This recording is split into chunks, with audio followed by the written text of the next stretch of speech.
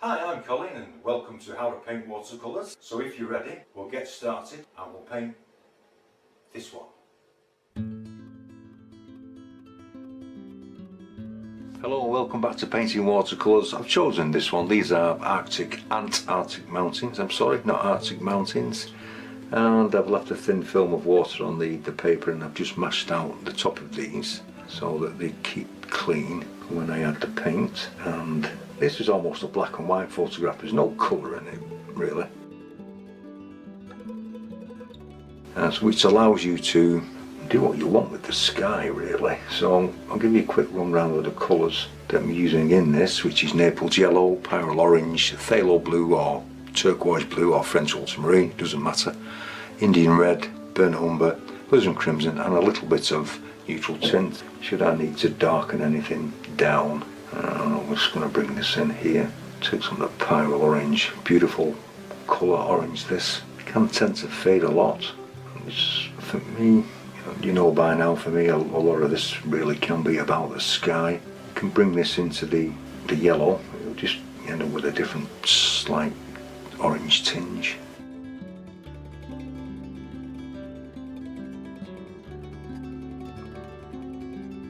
Just dropping this in this colour.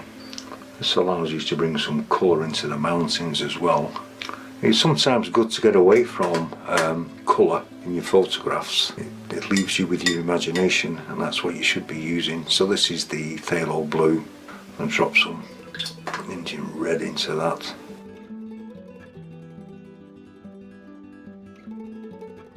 Taking it to a nice, let's just check that colour. Yeah, that will do it. I'm just going to get this in. Remember, this will dry lighter.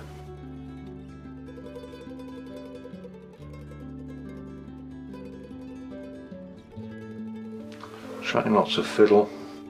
You can even drop a little patch of orange. You don't really mind if it's browns, to be honest. It's all good. And then I'm going to drop some alizarin crimson.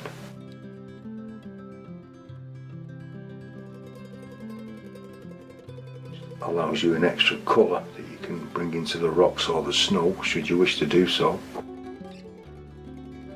deeper shade, and then I want to add some neutral tint, just to give it a different colour. With it still being so nice and wet, we can just create some shapes. Just mimicking clouds.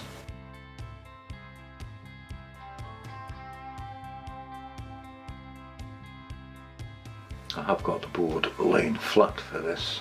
You see, I'm not bothered where it's going, I'm just letting it have its way. Sometimes a good dose of neglect can work real wonders. Just strengthening up the pyrrole orange, so it does tend to fade. And I'm just going to take a mop brush and pull one or two areas around, take the paint out a little bit.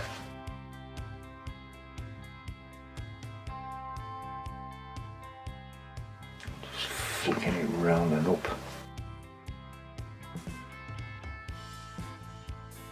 Just dry the paper underneath because we want to add some water to it.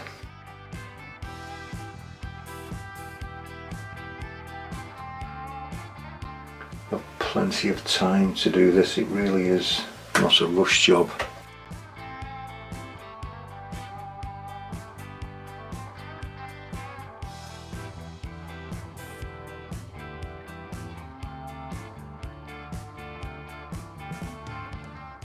Just allow the water to push the colour.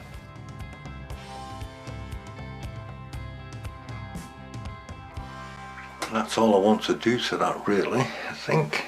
I'm just going to take some of this colour out here at the bottom. I'm not really bothered.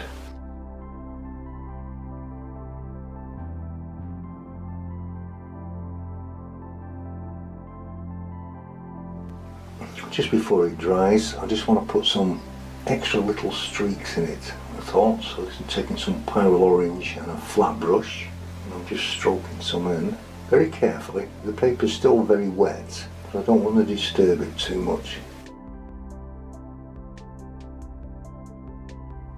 This will still soften. I'm going to take some alizarin crimson. We can just drop a little bit of this in as well, I think.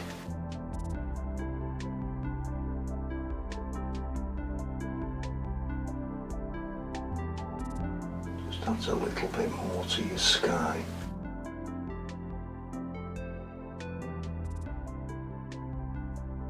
Be careful if you're coming into other paint. Then I'm going to let that completely dry. Now that your sky is dry, and that's a beautiful sky, I'm just going to take some phthalo blue. I'm going to take some of the original colour, just drop it in that, in the sky, with a little bit more Indian red. I've got plenty of water on this, I think. We'll put some snow shadow in, checking it for strength. And I'm just filling the back ones in. I've re-wet the mountains. I've left a little.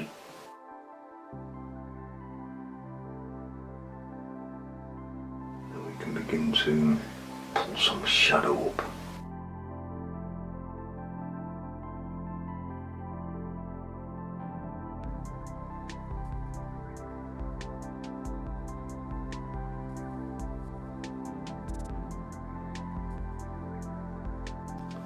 Very wet this at this end. Let's put in that. I'll tell you what, let's take some crimson, that would be nice, I think. Just drop this in the mountains just a little bit. It's in the sky so it will match.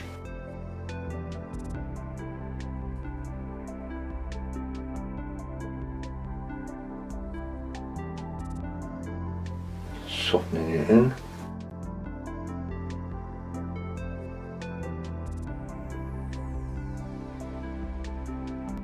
Hardly see it. And then you're going to leave that to dry. I'm just taking some water and I've just re-wet the full length of these mountains at the back, and I'm just re-wetting the tops of a few of these because I want them to be nondescript until we get further down. So just a little water in. These mountains are here to support this one, so it's okay to do this. Then I want to take some phthalo blue, pop it in there. You don't want this to be too dark. Take some burnt umber. Into that I'm just going to drop a little alizarin crimson. But to pick it up on a small brush, especially for these back ones, and add it into the top. What you can do is just spread this out using water, just to thin it, almost like a stain. It's the light that's making these disappear. As you come down into the shadow, the rocks will reappear.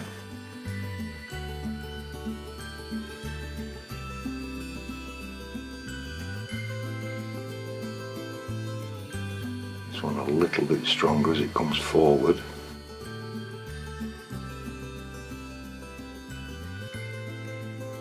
I have got the board set at an angle just to help this.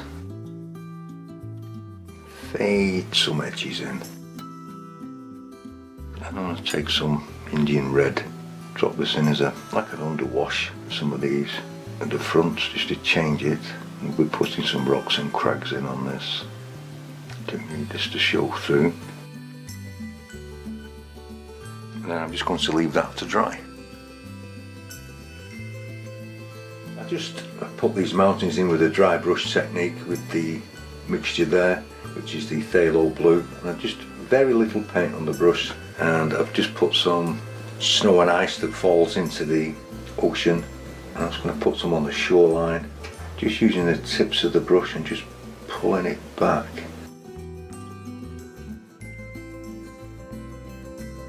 Just to add a little bit of interest on the shoreline. The snow and ice drop into the ocean.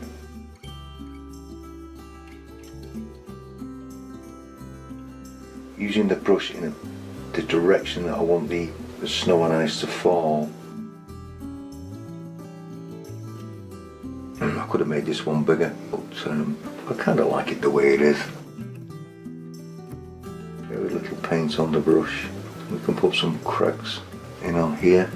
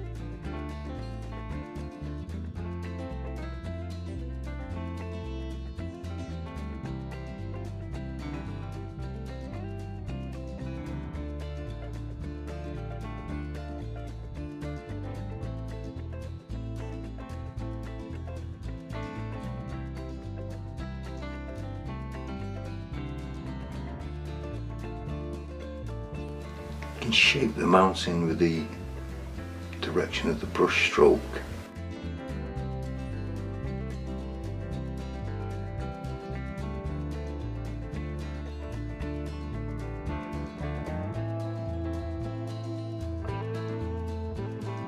Go back in and darken one or two areas, add a little bit more burnt umber to that.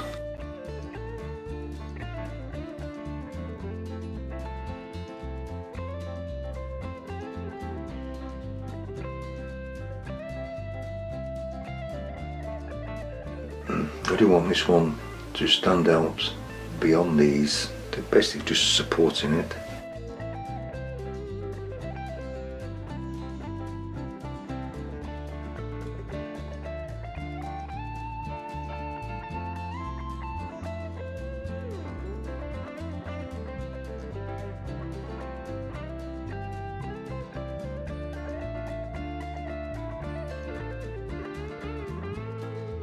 Basically all I want to do with that. Then I'm going to take some clean water. There will be waves on this sea, but not much. It's just so you're saved having put in reflections in. I'm just going to take a little bit of the Naples yellow. Don't want too much of that. A little bit of the pale orange.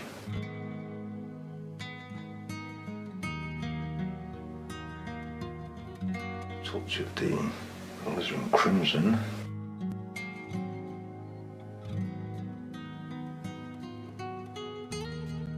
Then the rest of the sky mixture, or the mountain mixture, this is going in. All horizontal strokes.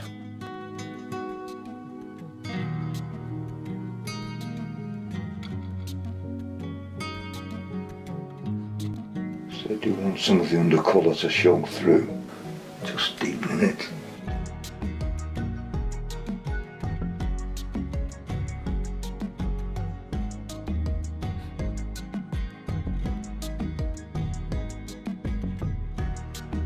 And then I'm going to leave that to dry.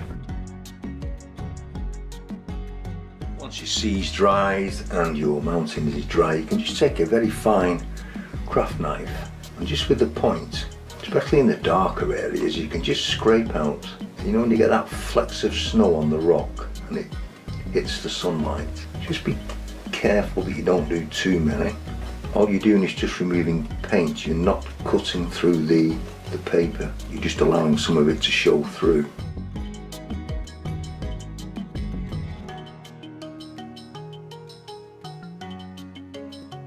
And I don't think I want to go any further with that, maybe just a little here in this red. I'm going to take a small flat brush and some of this colour, which is the original colour of the sea, phthalo blue, mixed with some crimson and some burnt umber. And we can put some waves in, just to show there's some movement in the sea.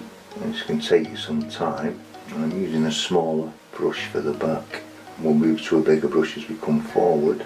We also want to soften some of this in. So I've got that far. I'm going to take a damp brush, just start to soften it, just with the tips of the brush.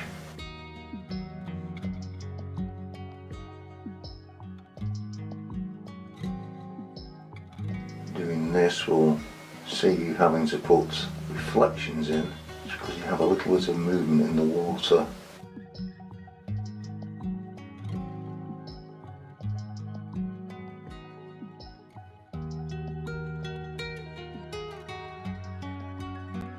Move on to a bigger flat brush.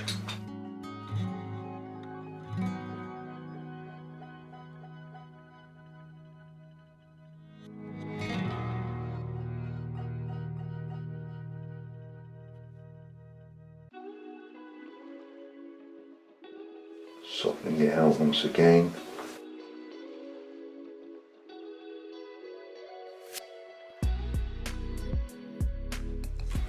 Then I'm just going to let that dry. Now that's dry, and I mean really dry, so there's no damp on the paper whatsoever. I'm taking some Magello Mission Gold white paint in a very fine detail brush, what they call a rigger brush, and I'm just On the back waves, I want these to be quite thin, and I'm just allowing the paint to come off the brush just on the tops of some of these. Don't want to do it everywhere.